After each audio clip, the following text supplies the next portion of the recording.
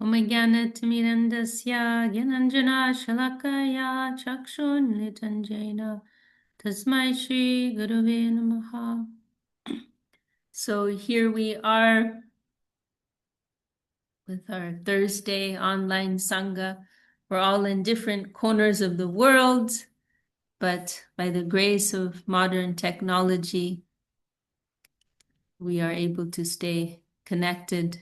In this age of Kali Yuga, as we said, there are many sad, many unfortunate things that are taking place, but there's also the upside. And with technology also, technology can be used for lower purposes, but it can also be used for higher purposes. And so we remember Śrīla Saraswati Thakur's comment, right? Only the devotees of Krishna should use modern technology. Because actually, if it's not, you're entangling yourself in this whole web of exploitation. Because that's like from the negative side, But seriously, everything comes with a price tag in this world. Nothing's free. And really using everything as an offering to the Lord, that's the only way of not only escaping the karmic entanglement, but also making positive progress, right? Of course, we don't want this to be our main focus in our devotional life, not that we want to live a fear-based devotional life, but it is a background consideration. Okay, so I think we're going to look through some verses of Prapanna-jīvanāmṛtam and welcome Bimal Krishna Prabhu, Ananta Shesh, who have also joined in the last few minutes. So let's see. Oh.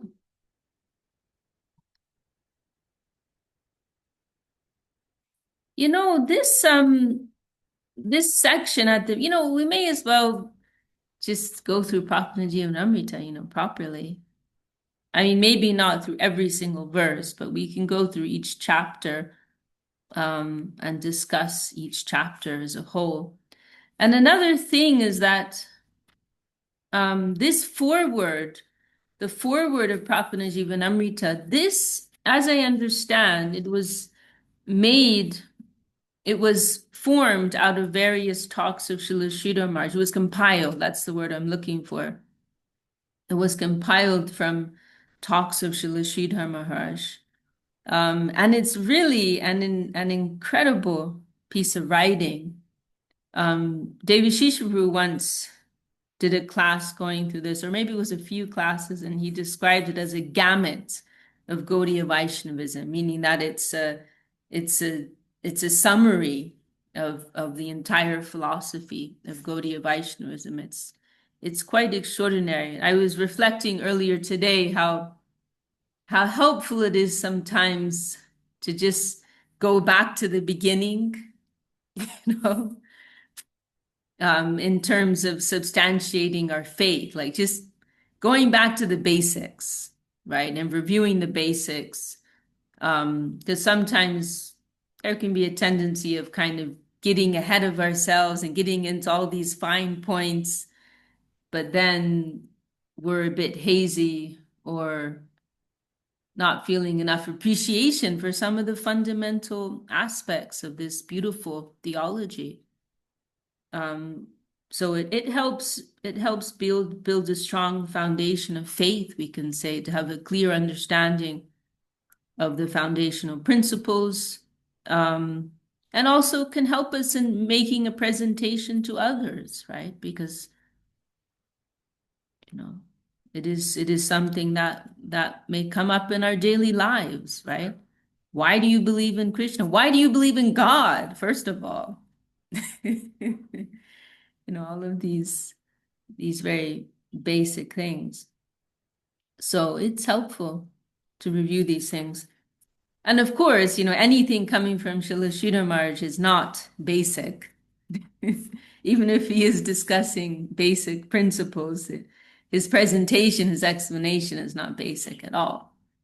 So it's always highly enriching to hear any word from His divine grace.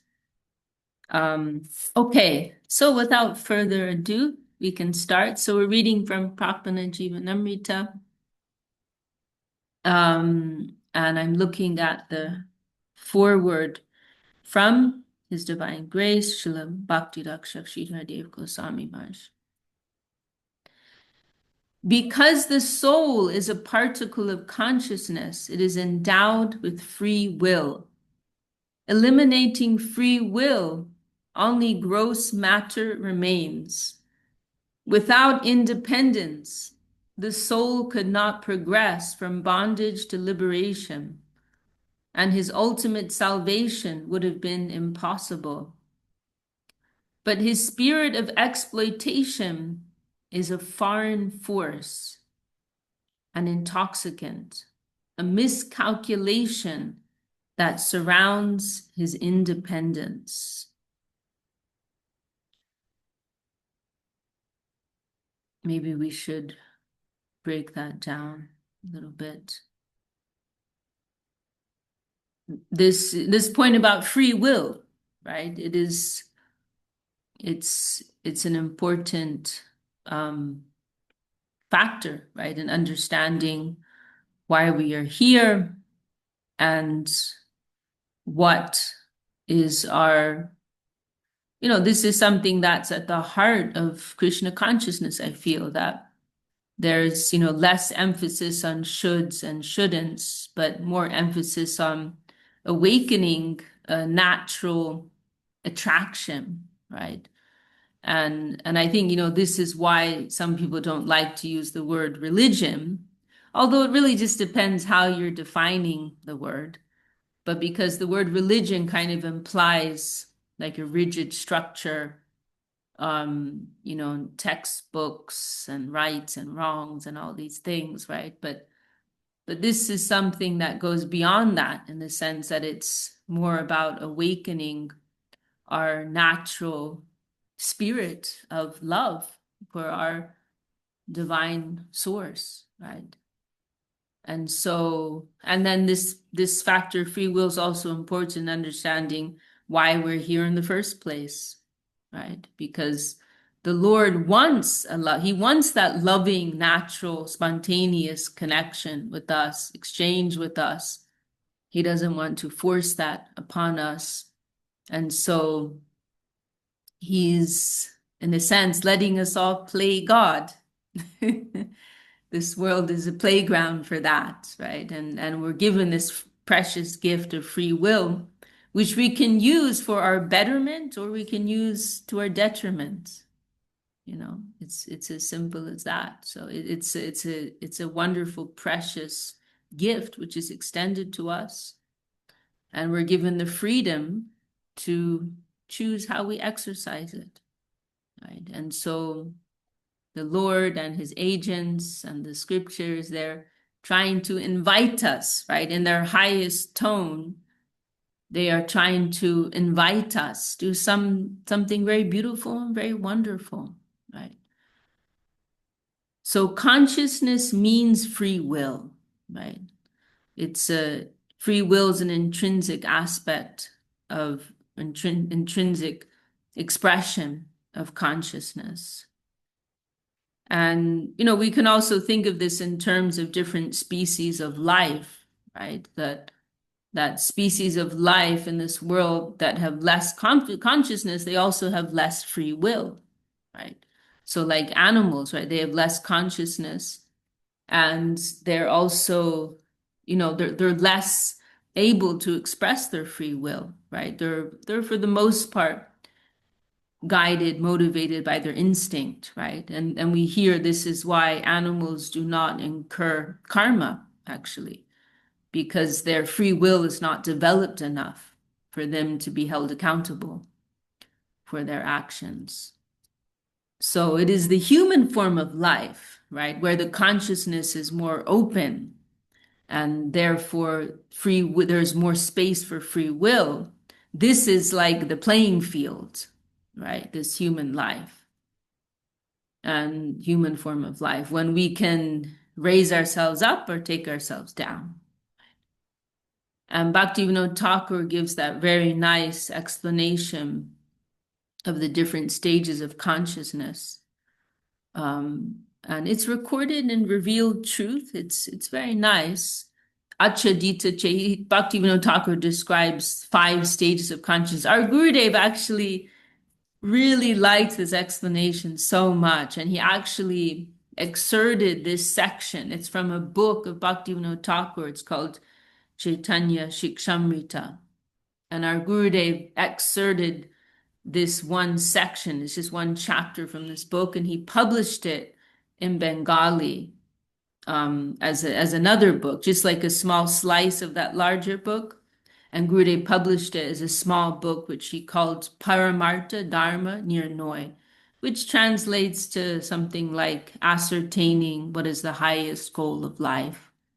And so Gurudev published that, and he also wrote his own original introduction to that book. And Gurudev actually multiple times requested that it be translated and published into English too, and that is something that is in the works.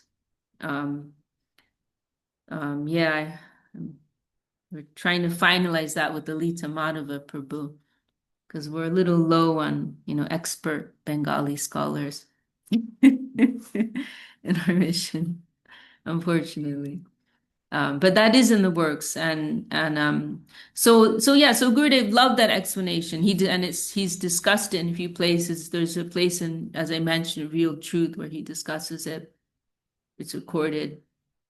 So these 5 stages, Achadita Chetan is referring to heavily covered consciousness, like stones, trees, less movement, less free will. Then there's, I think, Sankuchita Chetan maybe is the next one. That's referring to, animals. Mukulita Chetan, budding consciousness, human life, right? And there are different stages of human life, more primitive, animalistic, immoral expressions of human life. Yeah, I don't remember the exact terms for each of the stages. And I may have mixed up Sankuchita and Mukulita Chetan. Now, Mukulita, I think, must be a higher stage, budding consciousness. So awakening into a more God feeling, which is a natural instinct of the soul. That's representing a higher awakenment of consciousness. And then, Vikashita Chetan. That's like blooming consciousness. That's a higher stage of human consciousness and awakenment, where there's more awareness of divinity, of God. And then Purna Vikashita means fully blossomed consciousness. That's when the soul is, fully awakened to their divine nature as a lover of God, as a friend of God, as a servant of God in the most wonderful sense. So yes, this gift of free will, it's a double-edged sword. We can use it to take ourselves up, to take ourselves down. And this line is very nice. I think of this line sometimes, that the spirit of exploitation is like a foreign force that surrounds us, like a type of intoxication, right? Because our natural tendency is to dedicate, right? To serve, to give ourselves. And so the spirit of exploitation, of taking, it's, there's this Viparya yo smriti. It's this nice phrase in Srimad Bhagavatam referring to this like inversion of our true nature. Śrīla Swami Maharaj translates it in one place as topsy-turvy, right? When we enter the material energy, there's this like upside downness that happens, and where we're seeing everything just the opposite. as it actually is, right? Our Gurudev, he pointed out how we actually, when the images enter our eyes upside down, right? This is a known scientific fact, and then the brain corrects the image so we see it the right way up. So it's just, like there are lots of little indicators like that, that we're actually seeing everything upside down, inside out, topsy-turvy, right? So we're actually in our natural state of being dedicating agents, giving agents, serving agents. The soul actually wants to serve primarily the Lord, but then everything and anyone that's connected with the Lord, which is everything. But coming in under the influence of the material energy, it has this bewildering effect upon us. And so our true nature becomes inverted. And instead of black, we're seeing white. Instead of up, we're seeing down. Instead of left, we're seeing right. And so instead of the spirit of service, we are in the spirit of just the opposite, wanting to take service, wanting to receive service rather than giving it, wanting to take rather than to give, right? So it is a tricky circumstance that we find ourselves in.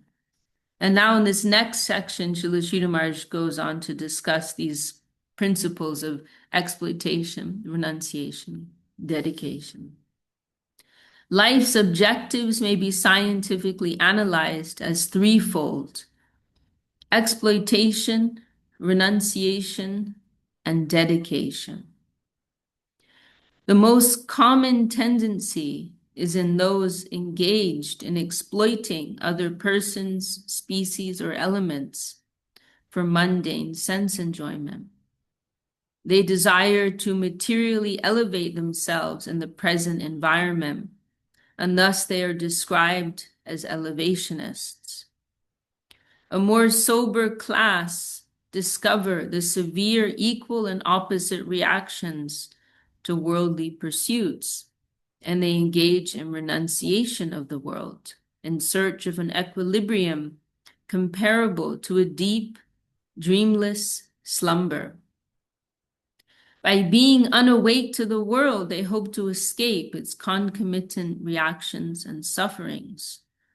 Thus, their goal is liberation, and they are known as salvationists or liberationists. So these are, the deeper vision. We can recognize that these two things are just two sides of the same coin, right? That they are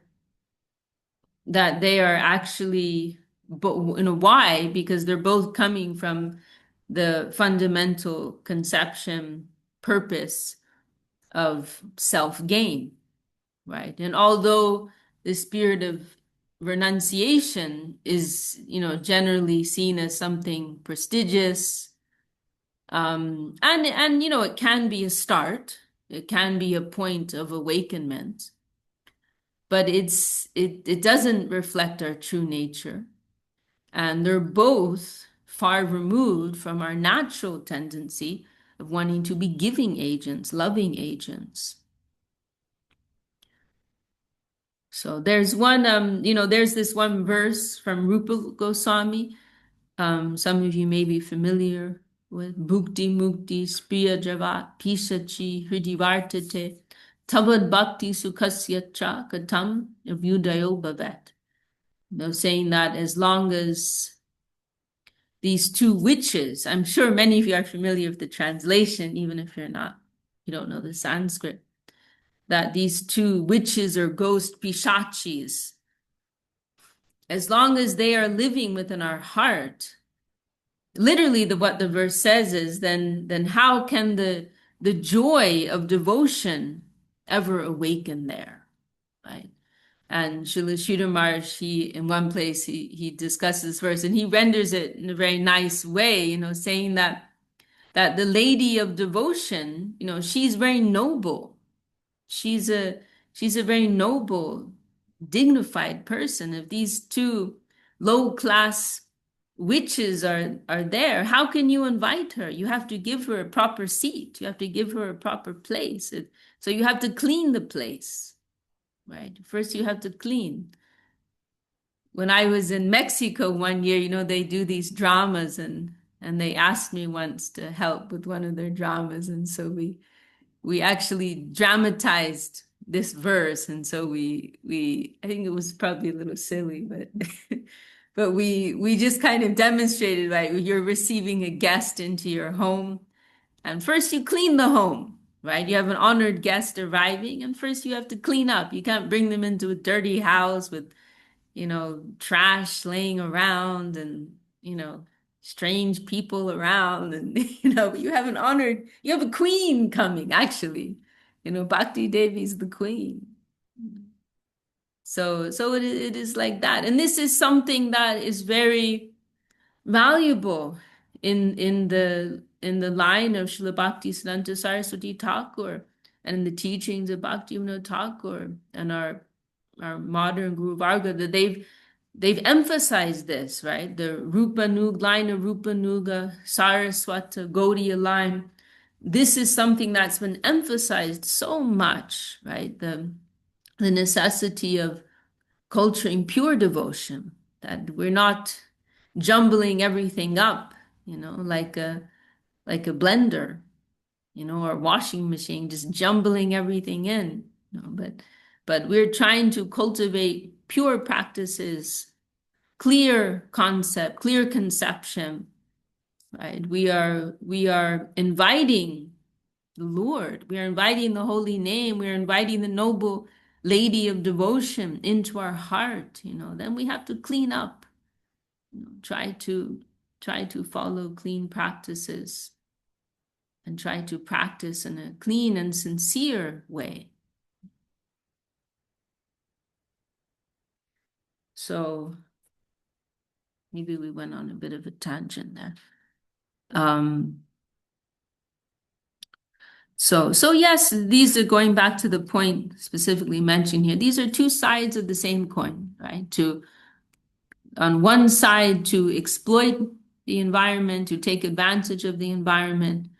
And then a more sober class, they realize, oh, hang on, oops, I gotta face the gotta face the crap now. I have to face the reactions of what I did. It's a mess. So then there's a group who say, oh, you know what? I just want out. All this enjoyment, it just leads to negative consequences. So I'm done with it all. It's like one day you eat a whole chocolate cake, have a stomach ache, and the next day you don't want to see a chocolate cake for the next week, or too much pizza or whatever it may be, So it's just like that, and then someone may see you fasting, you're doing a water fast or juice fast. Oh, wow, that's so incredible. You're so amazing. No, it's just because I ate too much chocolate yesterday, So it's pretty much like that. The spirit of renunciation can be like that. So they're both abnormal. They're both ultimately unfulfilling, these two approaches. Yeah, I mean, there's actually so much more that can be said on that topic, but I think we can leave it there.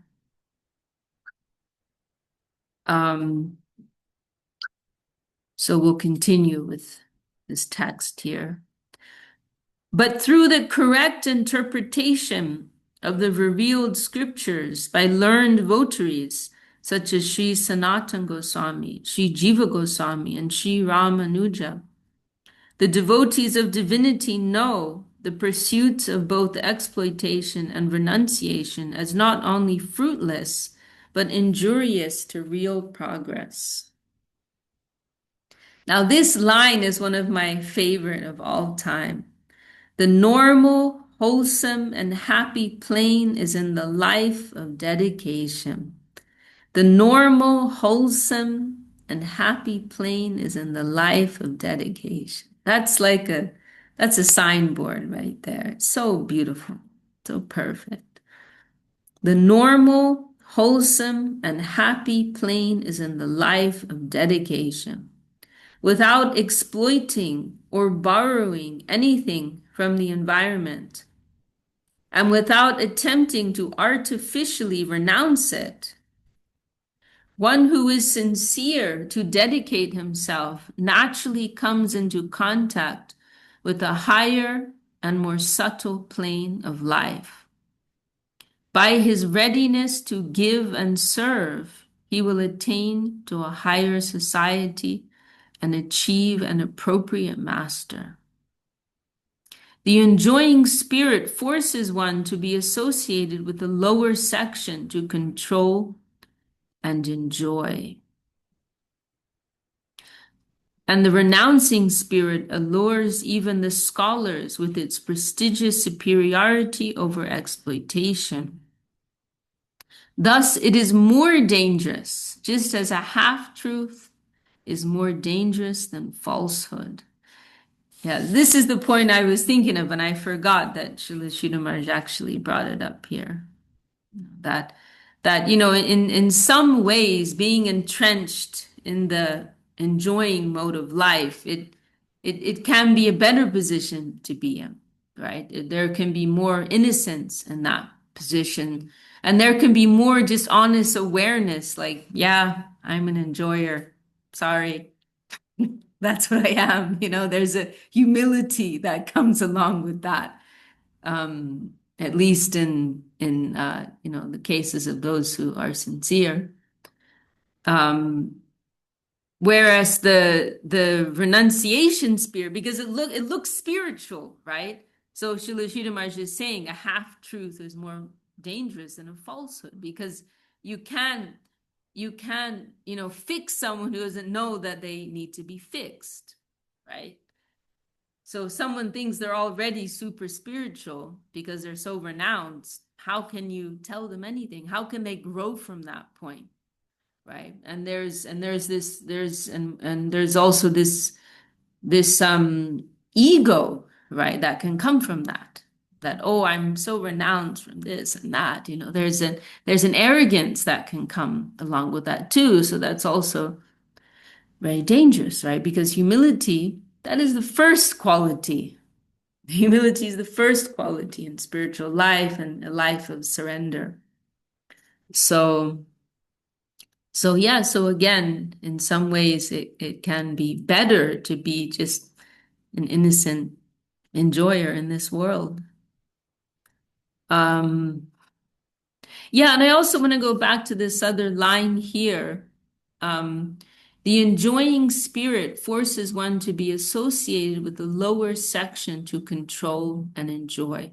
And this is quite an interesting and common sense point, which I really appreciate. That, as long as there's a tendency to want to control or dominate or be superior in any way, then automatically, logically, we must be connected with those who are inferior to us, right? Because we cannot dominate over someone who's superior. And so it means that you're automatically forced to be in connection with those lower to you. But when you make a shift that, oh, no, actually, instead of being in a position of superiority, I want to learn from higher agents. I want to be a student in a higher land, right? Then we are naturally associated, connected with those of a higher nature. There's that expression, if I'm the smartest person in the room, I'm in the wrong room, right? How do you grow from that? You want to be the dumbest person in the room. You want to be surrounded by people who are more intelligent than you, more giving than you, more loving than you, and so on and so forth, right? That's the type of company that a sincere person will seek out. That I want to be surrounded by people who are better than me, but it takes some humility and honestness. Okay, Krishna Chaitanya Prabhu, thank you for joining. See you next time. Dhanyavad. Dandavat. So it takes some honesty and humility to be able to come to that feeling in one's life, right? And then the whole spiritual world is built on that type of spirit, right? How fortunate I am that I'm surrounded by people better than me, right? Like I like how in one place Śrīla Śrīdhar Mahārāj is discussing this point, and he says, in this world, someone may say, "Oh, I'm running this big company. I've got 100 people under me. Follow my smallest command." That's what someone may find in this world. But in the spiritual world, it'll be just the opposite. Someone may say, "Oh, I have so many great masters, right, who are above me. I'm so fortunate that I can be connected with them, that I can serve them, right? How fortunate am I? I'm surrounded by all these wonderful people who I can learn from in so many ways." The whole spiritual world is built on that type of spirit. It is such a wonderful thing. And you can also see how harmonizing that principle is, because in such a plane, there's automatic harmony, right? In this world where there's the competition of exploitation, naturally people are going to be the loser, right? For one person to be number one, 100 others have to be at the bottom, right? But in a world where everyone's competing to make others number one, then automatically everything's adjusted. There's room for everyone to be wonderful. There's room for everyone to be happy. There's room for everyone to have their piece of the pie, so to speak, right? It's something that's automatically adjusted. Okay, so we'll go back to the text here. The renouncing spirit allures even the scholars with its prestigious, in quotes, superiority over exploitation. Thus it is more dangerous, just as a half-truth is more dangerous than falsehood. As it is difficult to awaken someone from the deepest possible sleep, the liberationists may remain for incalculable time within their cell of non-differentiated liberation. So renunciation can take one to this point, right? The point of merging into the plane of Brahman, right? This plane of pure consciousness. And Śrīla Śrīdhar Mahārāj gives that nice analogy of a passport. The spirit of renunciation can bring us to that point of obtaining a passport, in the sense that we've realized our nature as Atma, as soul, right? So it takes one to that point where one is free from this world of karmic entanglement and cycling through birth, death, old age, disease, and all these things. One can become detached from that. One can realize their nature as soul, which is a blissful state to be in. However, that bliss, we're told, is very negligible compared to what can be obtained in connection with the Supreme Soul, Krishna, but it's also not a permanent state, right? Because it's not reflecting our intrinsic nature as giving agents, then it's not a permanent state, right? And there's one line our gurus quote sometimes, "Muktir hidvanyatadupam sarupena vivastiti," that true liberation is only when we have realized our original nature, right?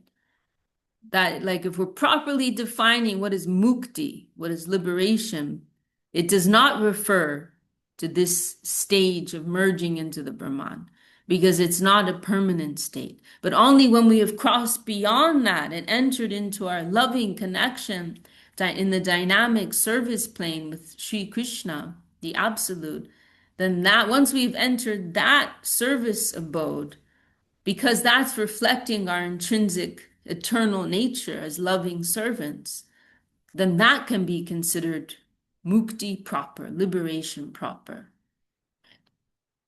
So before that, right, if we, through our practices of renunciation and yoga, austerity, and so forth, if we have entered this plane of Brahman, that is not a permanent stage, but it can be considered like obtaining a passport, right, as we said.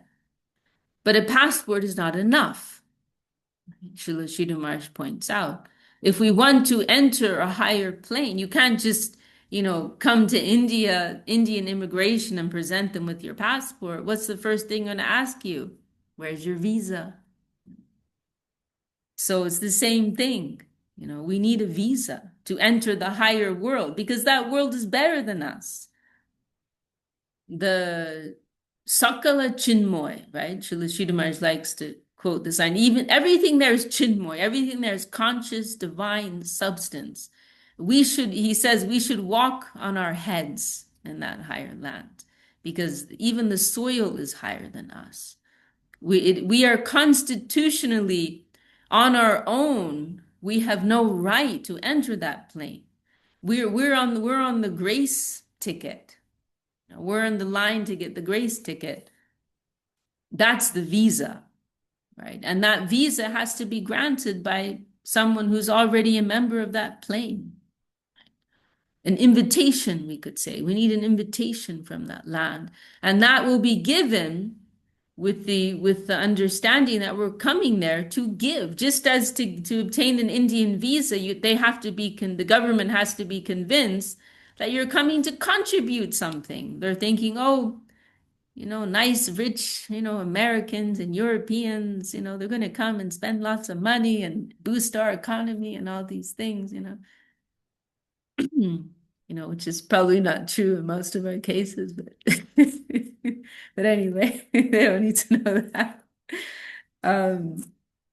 So it's the same principle, that those higher authorities have to be convinced we're coming to make a contribution, that we're not coming to run like hoodlums and exploit and take things and hoard things for ourselves, but we're coming to give something. We're coming to become a wonderful participating member of the land of giving, right? That is what is wanted from us. And that is what will be the basis of receiving that visa, receiving that grace ticket.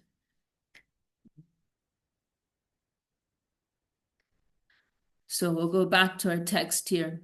The higher existent will invite the service of one who desires to purely dedicate himself without remuneration. So this is the visa, right, that we're talking about.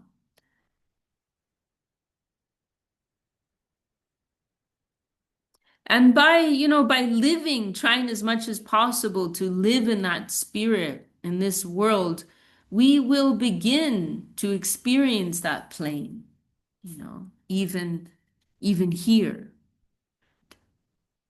The more that we try to live in this spirit of giving, of faith, of love, the more that reality will begin to manifest within our lives. This is one of the secrets of Vaishnavism, you could say, that the more that we try to live in that spirit, the more that higher plane will be attracted to manifest in our daily lives around us.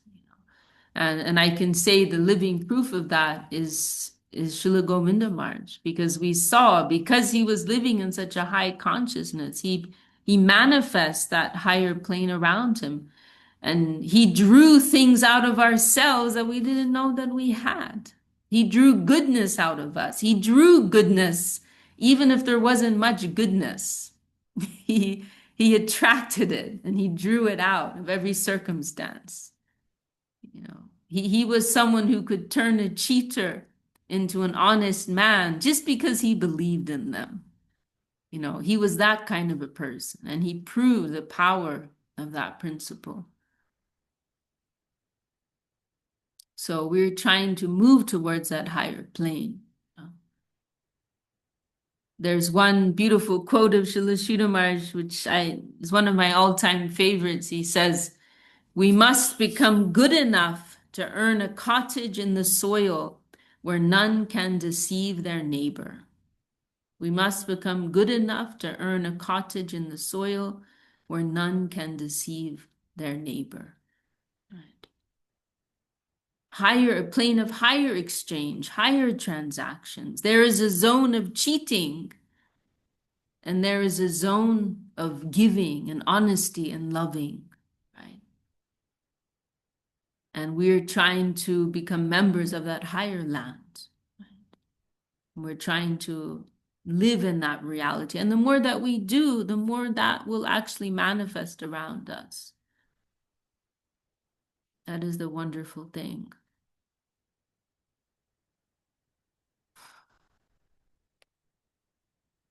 Yeah, there's one quite strong article of Śrīla Śrīdhar Mahārāj where he's talking about this, and trying to remember what it was called. It was something that David Shishvaru published in one of his Gaudiya Darshan editions. Some of you may have seen those. He published, like, I think 4 editions during the 2000s and the early 2000s. And there was some really nice articles were in there.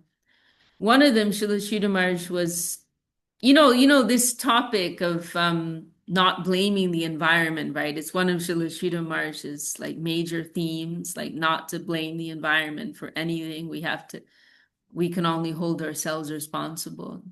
And he's discussing that at one point, and you know, it's a bitter pill, and one that not everyone can swallow. And he mentions this, you know, like if we have been cheated by someone, right? If we're experiencing negativity from someone, we cannot only blame that person, but we have to look at ourselves. Why am I experiencing this? There are good dealings in another sphere, right? In another plane. Even that same person who we've experienced negativity from, someone else can draw goodness from them. So why is it that we are experiencing this aspect? You know, we also have to hold ourselves responsible for that. No, there's no room for blame, actually. And that can be a difficult pill to swallow. But if we are very sincere, we must see that that is the truth. From the highest vision, the most generous vision, we will see that. It takes very broad vision to be able to see that. Right? In modern lingo, you know, they might say, you know, not turning ourselves into victims. Right? So even, you know, in the modern self-help or whatever community you call it, there's some recognition for this, right? That we have to take some responsibility, accountability for everything that happens to us, right? So, you know, this line here, just going back a little bit, Śrīla Śrīdhar Mahārāj says, "One who is sincere to dedicate himself naturally comes into contact with a higher and more subtle plane of life." So this is the point that I'm discussing here, right? That by shifting our own attitude, by shifting our own mentality, approaching life in a different way, then we will naturally start to come into contact with the higher plane that reflects our higher consciousness. And this is real revolution, right? This is real revolution, actually. Revolution of consciousness that can move mountains, that can move planets. It's not a small thing. Revolution of consciousness. It can make so many changes within ourselves and within our environment. Okay, continue here. Seva, service, dedication is the summum bonum of the teachings of the Vaishnava school. The third plane of life, where every unit is a dedicating member in an organic whole. I'm going to read that again. Seva, service, dedication, is the summum bonum of the teachings of the Vaishnava school, the third plane of life, where every unit is a dedicating member in an organic whole. And this is so nice. This is another favorite sentence of my own humble self in this text. And by organic, I mean, of course, I think you all know that already, but it's not referring to, organic vegetables, or bio, as they say in some countries, but it's referring to, one whole comprised of different parts, right? Like the body, different organs. I mean, let me look up a definition for organic. Śrīla Śrīdhar Mahārāj's English is just so extraordinary, so perfect. Organic definition.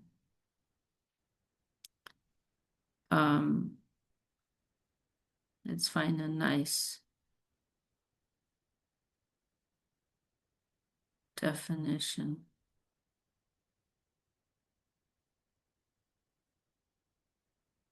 Of course, it's just mostly coming up with organic vegetable. Let's find a nice, because really, like, if you start to look more carefully, you see every word Śrīla Śrīdhar Mahārāj uses is like very precise. like just pinning down exactly the right word.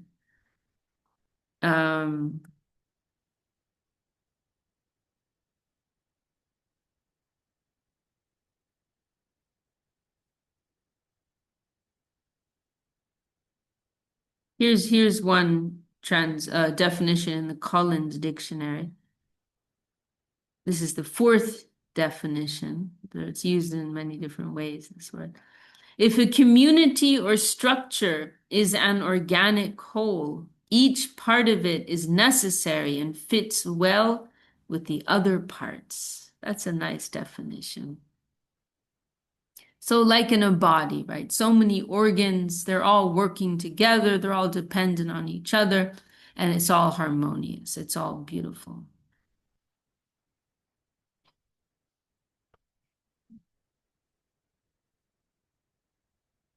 So everyone is contributing, right?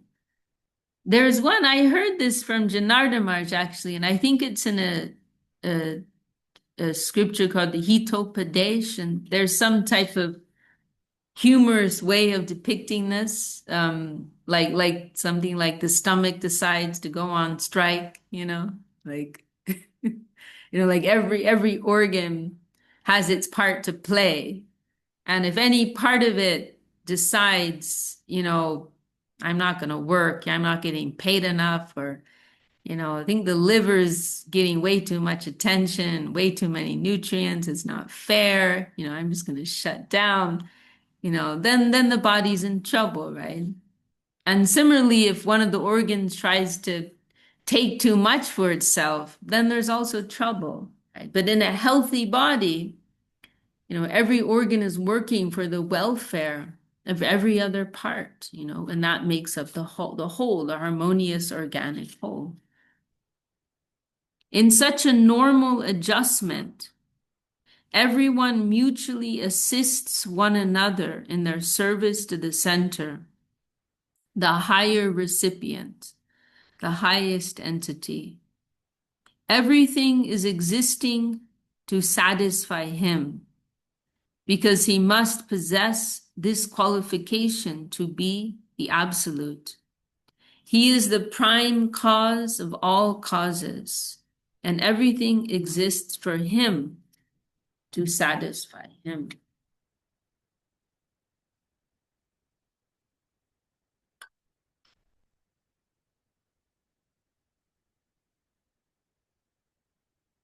And this is the part, that some may struggle with, right? Because when you talk about the organic whole and every part working for the welfare of the other parts, it's all like, yeah, like anybody can accept that. Yes, yes, that's wonderful, right? That's just what we're working for. So many different alternative groups or do-gooding groups, they'll be with you right up to that point. But then when you say, oh, but there's a center to all of this, and that's a higher center, right? Or there's a conductor, right? Or there's one higher being who's like holding all the threads together, and that every part's actually working for that higher entity. That's the part where you're going to lose a lot of customers. It's like, oh, you had me up till that point. No, no, no, no, no, no. We can't accept that part. There's somebody better. Like, no, no, no. We're all just equal, okay? Like, let's just stick with that. No, you're gonna lose some. You're gonna lose people that point. Bimal Prabhu, you have something to share? Dandavat, Didi. Dhanavad. I forget interrupting. Um, I just have a second. I got to go to work here, but so I'll only be able to listen after that. But I shared a link. I just wanted to share it because you talked about Tate Nukampam Shushimik Shimano started with Guru Maharaj, and it reminded me Sudarshan always talks about that verse a lot. And I shared this link. It's Sudarshan Prabhu talking with Bhakti Lalita Didi, and he's talking about Sharanagati, and it's a deep dive. I don't know if you've seen it or not, or if you haven't. I've watched it several times Hmm. because just so much. But anyway, he obviously Prapanna-jīvanāmṛtam, and he says that this introduction by Srila Guru Maharaj is probably one of the greatest literary, you know, out there. Basically, Hmm. anyway, I just wanted to give some context to why I'm sharing that link, but it's beautiful. Sudarshan does a deep dive into Sharanagati, and takes it beyond, I think, what we may think of it, just the basic understanding, and then because he's obviously spent a lot of time meditating on this and applying it to his own life and living that. So Hmm. I just wanted to share that and offer my dandavats to you all, and forgive me for my interruption. I got to go to No, work, no, but no. I just Thank you for sharing that. I've copied uh, it. yeah, all right, my dandavats to Okay, you all. Prabhu, have Have a a good beautiful day. day. Dandavats to you and your family. Um, so yeah, that's the part where some people are gonna struggle, right? But I think a part of that is because the reason why people struggle with that, of course, in some cases it's because there are those who want to have that superior position. They don't want to allow someone else to have it. But in other cases, I think a lot of people struggle because we live in this world of exploitation, right? And whenever there's some conception of a hierarchy of someone being higher than someone else, then people get scared, and that's natural because in this world a hierarchy means exploitation, but it doesn't need to be so. It doesn't need to be so. As we were saying earlier, if someone is genuinely, authentically just more wonderful, then isn't that just wonderful? Like, why do we have to quibble about that? Why don't we just appreciate that there are people more wonderful than us? Isn't that a wonderful thing? Oh, there's someone, more loving, more compassionate, more knowledge,able more generous, more beautiful. That's a wonderful thing. I just want to have their company and I want to appreciate them. That's that's not something to be afraid of. And it's also, again, it is a constitutional nature of ourselves, right? To be attracted and to serve that which is higher than ourselves. Because that's our constitutional nature and we can't get away from it. And in this world, that tendency gets misdirected, right? to movie stars or football stars or pets or whoever it may be, right? That tendency that we have to offer ourselves to the infinite, it becomes misdirected to the finite, right? And Srila Swami Maharaj Prabhupada, right? He used to say, instead of serving God, they're serving dog. Right? You can't get away from it.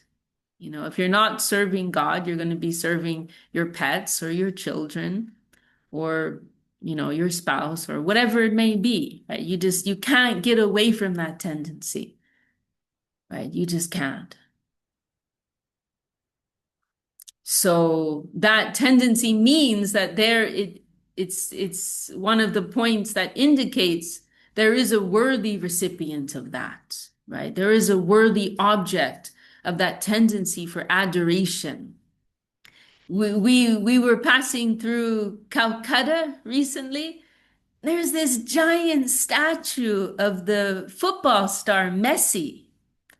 Like, how do you remember, Nanda, how big it was? It was it's huge. It's just a ginormous statue of Messi, the football star. I was so shocked. I thought of all places in the city of Calcutta, like just huge towering statue of this, what is he, Argentinian or, I mean, I have nothing against Messi, I mean, he seems like a nice person. Someone gave him a Bhagavad Gita, and, I'm sure he's a nice person, but he's not my God, But it's just like one of those indicators, like, wow, like people like to worship, and those same people, they may say, oh, I don't believe in God. No, no, no, no. I don't believe in God. But you just can't get away from that. If you look at like a music concert, like screaming fans, like you need to put someone on the altar of God, right? There is one, oh, what is that quote? Maybe someone can remember it. It's some philosopher or theologian, maybe Marie knows it, but saying that there's a God-sized hole in the heart of everyone in modern civilization or something like that. There's a God because modern civilization is trying to cut God out. So there's this God-sized hole that everybody's holding and trying to replace with other things. Whether it's, consumerism or idol worship of random superstars in the world, like you just cannot get away from that tendency. Right? And our Gurudev, he mentioned how in Aboriginal cultures, right, Aboriginal cultures, they're living like so in touch with the earth, so in touch, they're in closer touch with their, inner spiritual nature. How do they live? They're looking around them and seeing anything that's bigger than them, more wonderful than them, or beautiful than them. They're worshiping that. So they're seeing the sky, they're seeing the ocean, they're seeing the earth, they're seeing the forests, and they're worshiping that, feeling, oh, here is something greater than ourselves. We will worship that. So you just can't get away from that tendency. And as much as someone may try to argue, oh, egalitarianism, equality, that is everything, it doesn't reflect the true nature of things. It just does not. Right? And also, no two things are the same. Nothing's the same. There's gradation everywhere. We also can't get away from that.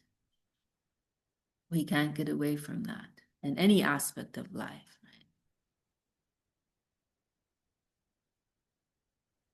So then we have to come to the conclusion, no, there is a higher source, there is a higher center, and it's our nature to want to rush to that, to give ourselves to that in love. There is a worthy object of the giving tendency that we all hold. That's the good news. That's the good news. There is no like dark philosophical nihilistic conclusion at the end of all this. Like, or all just walking jokes, giving ourselves to unworthy people and being exploited in different ways and uselessly passing our time, and it all just ends in nothing, right? That's not the conclusion. There's good news. There's balokata, that there is a worthy object of that nature. There is a worthy recipient of that nature, and his name is Krishna. That's the good news.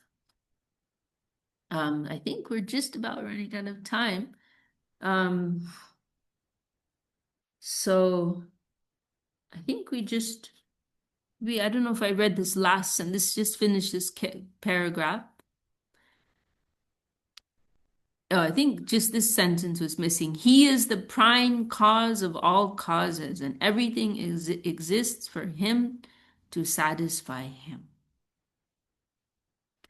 So I think on that note, we can end for today. I'm so happy to be going through this with all of you in your good company. Any closing thoughts before we end for today? There's Kirtida, Nazar popping up. Okay. All right. Well, we can stop there for today. Thank you all for your good company. Vanchakalpatarubhyascha kripa sindhubhyeva cha patitanam pavanebhyo vaishnavebhyo namo namaha. Dandavat pranams to all the assembled devotees. Jai Śrīla Bhakti Sundar Govinda Dev Goswami Maharaj. Jai Śrī Śrī Prapanna-jīvanāmṛtam. Jai Śrīla Bhakti Śrīdhar Dev Goswami Maharaj. See you all next time. Hari Bol. Dandavat.